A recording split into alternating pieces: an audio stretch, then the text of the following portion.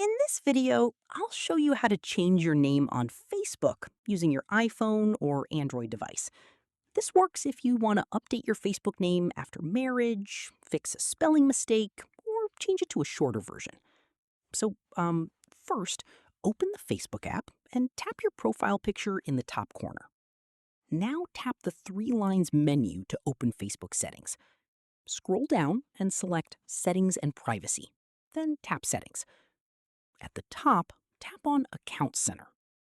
Next, tap Profiles and choose the Facebook profile where you want to change the name. Now select Name. Here, you can enter your first name, middle name, and last name.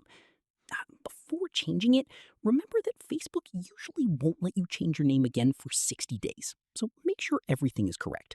Also, avoid unusual symbols, random words, or extra punctuation, because Facebook may reject the name change. Once you enter the new name, tap Review Change.